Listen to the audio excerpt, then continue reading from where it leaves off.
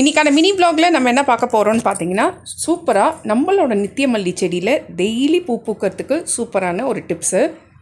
இந்த ஃபர்டிலைசர் வந்துட்டு நம்ம ரெகுலராக யூஸ் பண்ணுற ஃபர்டிலைசர் தான். 15 days ஒன்ஸு இந்த ஃபர்டிலைசரை நம்ம யூஸ் பண்ணணும். ஸோ அப்படி யூஸ் பண்ணும்போது சூப்பரான ரிசல்ட்டு நம்மளோட செடிங்களுக்கு கிடைக்கும். அதுவும் டெய்லி நித்தியமல்லியில் டெய்லி சூப்பராக பூக்கள் பூக்கிறதுக்கு இந்த ஃபர்டிலைசரை யூஸ் பண்ணலாம். இது என்னதுன்னு கேட்டிங்கன்னா சீவீட் எக்ஸ்ட்ராக்டு. இந்த சீவீட் எக்ஸ்ட்ராக்ட் என்ன பண்ணும் அப்படின்னு பார்த்தீங்கன்னா, செடியோட வேர் வளர்ச்சியை நல்லா ஸ்ட்ராங் ஆக்கும்.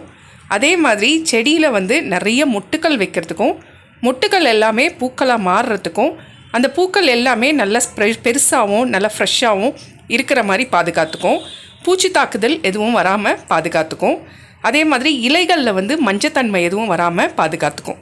ஸோ இவ்வளோ நியூட்ரியன்ஸ் வந்துட்டு இந்த சீவீட் எக்ஸ்ட்ராக்டில் இருக்குது. சீவீட் எக்ஸ்ட்ராக்டுன்றது என்னதுன்னு பார்த்தீங்கன்னா, கடல் பாசி. கடல் பாசிலேருந்து எடுக்கிற திரவியம் தான் இது.